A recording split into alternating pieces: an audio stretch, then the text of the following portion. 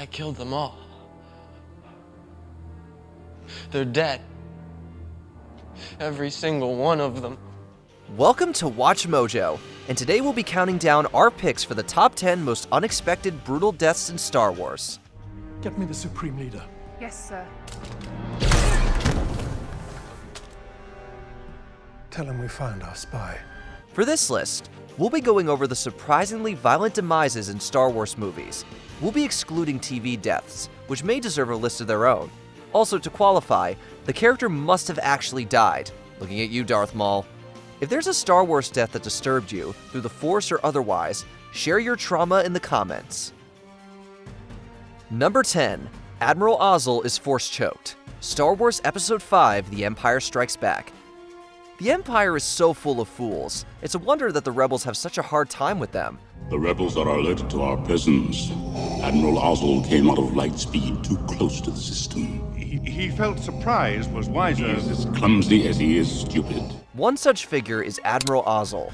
While scouring the galaxy for their quarry, Ozil dismisses Hoth as their hiding place, only to be immediately overruled by Darth Vader. The rebels are there. My lord, there are so many uncharted settlements. It could be smugglers, it could That is the system, and I'm sure Skywalker is with them. When the fleet makes the jump to Hoth, they come out of light speed too early, alerting the rebels that they're there. Vader, being the understanding supervisor that he is, contacts Ozil via comms and strangles him with the Force over the vast distance of space. Lord Vader, the fleet has moved out of light speed and we're preparing to...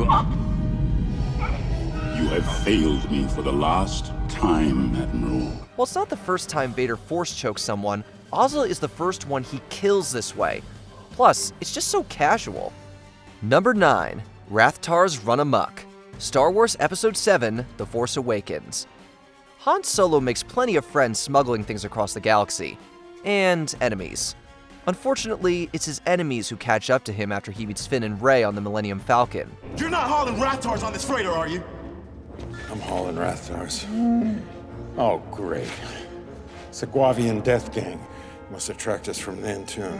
Solo's freighter is boarded by a Guavian death gang, as well as their rivals, Kanja Club. While Han tries unsuccessfully to talk his way out of his debts, Rey unintentionally comes to his rescue. She releases Han's latest cargo, Rathtars. What do they look like?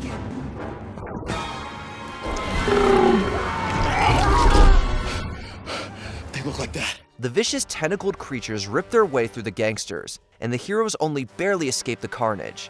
The gang should have known better than to tangle with Han. I spent that money. Kanja Club wants their investment back too. I never made a deal with Kanja Club. Tell that to Kanja Club. Number 8. Supreme Leader Snoke is cut down. Star Wars Episode 8, The Last Jedi. You will give me Skywalker, then I will kill you with the cruelest stroke. Supreme Leader Snoke is a mysterious figure in the sequel trilogy, which led to a lot of speculation as to his identity.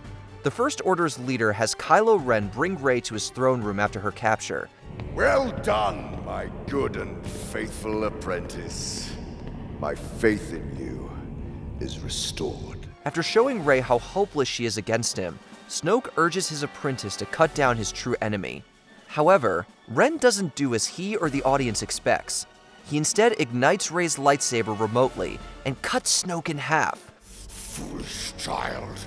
He ignites it and kills his true enemy. Fans were shocked when the new apparent big bad was killed off in only the second movie, and in such a grisly way. Number 7. Oola's Last Dance. Star Wars Episode 6, Return of the Jedi. Jabba the Hutt is a brutal and repugnant crime lord.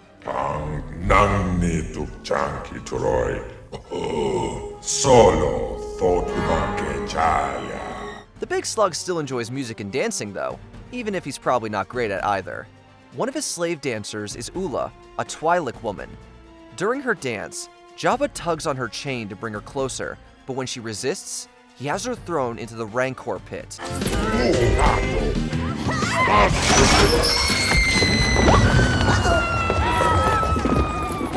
While we don't see the deed, her scream is enough to make it clear that she was killed and probably eaten. Still better than listening to Jedi Rocks, though.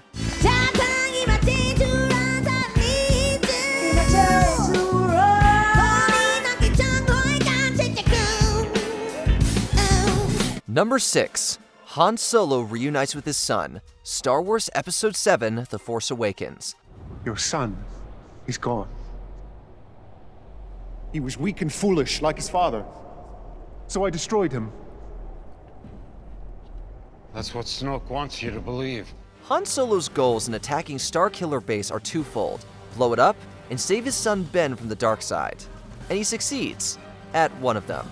While he and the others are making their escape from the base, Solo confronts Ben, or Kylo Ren, on a bridge. My son is alive. No. The Supreme Leader is wise. Snoke is using you for your power. When he gets what he wants, he'll crush you. Han wants him to leave the First Order, and while Ren is conflicted, he makes his choice and stabs his own father with his lightsaber.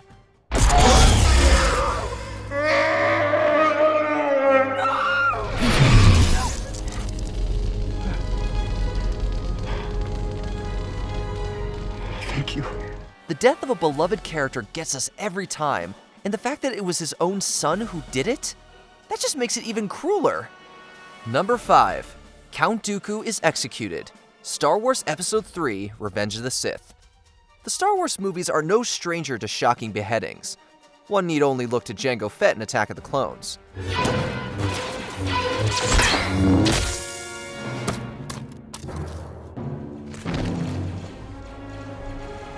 However, even more surprising is the death of Count Dooku.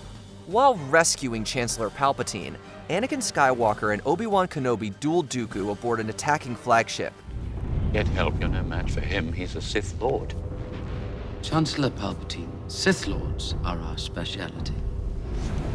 Your swords, please. We don't want to make a mess of things in front of the Chancellor. Obi-Wan is knocked out, and Anakin manages to defeat Dooku alone by tapping into his darker impulses.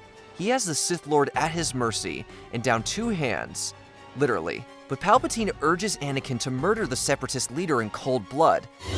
Good, Anakin, good. Kill him. Kill him now. Anakin does so, using 2 lightsabers to cut Dooku's head off his shoulders.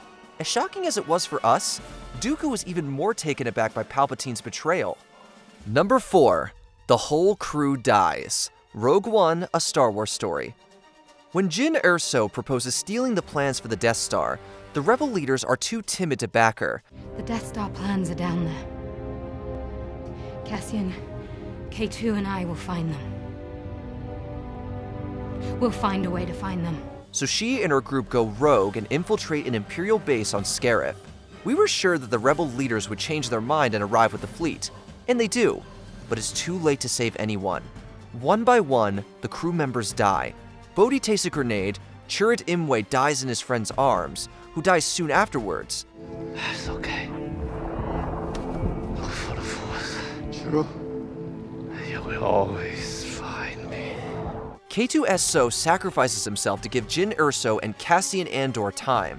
They die too when the Death Star fires at the planet. Rogue One, may the Force be with you. Sure, the rebels always face long odds, but seeing every major character in the story die, that's pretty dark for Star Wars. Number 3. Alderaan is destroyed. Star Wars Episode 4, A New Hope. The Empire can often be the butt of the joke among fans, but at this moment, there's nothing more terrifying than the power they display here. After Princess Leia is captured, she's brought before Moff Tarkin, who threatens to destroy her home planet of Alderaan unless she reveals where the rebels are hiding. I have chosen to test this station's destructive power on your home planet of Alderaan. No. Alderaan is peace, but we have no weapons. You can't You will possibly... prefer another target, a military target? Then name the system. Although Leia gives a fake location, Tarkin doesn't bother checking, since the planet is too remote for its destruction to instill the fear they need the Death Star to create. You may fire when ready. What? You're far too trusting. Dantooine is too remote to make an effective demonstration, but don't worry. We will deal with your rebel friends soon enough. So he has them destroy Alderaan anyway. Everyone Leia knew and cared for on the planet is gone in an instant. Obi-Wan can feel it through the Force, and it sends chills down our spines every time. I felt a great disturbance in the Force, as if millions of voices suddenly cried out in terror and were suddenly silenced. I fear something terrible has happened. Number 2, Uncle Owen and Aunt Beru's fiery demises. Star Wars Episode 4, A New Hope. Luke's aunt and uncle, Owen and Beru Lars, don't get much screen time in their first appearance, but it's clear they care for their nephew. I'll make it up to him next year. I promise. Luke's just not a farmer, Owen. He has too much of his father in him. That's what I'm afraid of. When Luke takes their new droids to see old Ben Kenobi, he and the Jedi stumble upon the remains of the Jawas that sold the droids to his family. From there, the stormtrooper's next target is clear: Luke's home. He rushes back, but it's too late.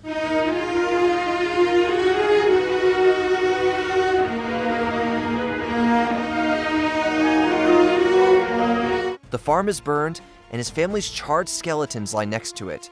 We may not see the deed itself, but the grim result speaks volumes about the brutality of their deaths. There's nothing you could have done, Luke, had you been there. You'd have been killed too, and the droids would now be in the hands of the Empire. Before we continue, be sure to subscribe to our channel and ring the bell to get notified about our latest videos. You have the option to be notified for occasional videos or all of them. If you're on your phone, make sure you go into your settings and switch on notifications. Number 1, Anakin Slaughters the Tuskens. Star Wars Episode 2, Attack of the Clones. Darth Vader is known for having a bad temper and for killing a lot of innocent people.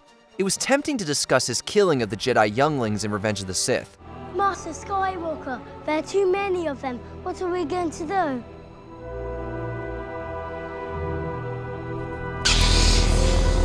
But an even more shocking mass killing occurred before he turned his allegiance to the dark side. After returning home to Tatooine, Anakin is disturbed to learn that his mother has been captured by Tusken raiders. Where are you going? To find my mother.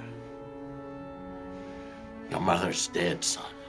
Accept it. When he arrives at the Sand People's camp, Anakin is too late, and his mother dies in his arms. He doesn't handle it well. In his grief and anger, Anakin kills everyone in the camp, from the warriors to the children. And not just the men, but the women. And the children, too. They're like animals, and I slaughtered them like animals. Did you enjoy this video? Check out these other clips from WatchMojo, and be sure to subscribe and ring the bell to be notified about our latest videos.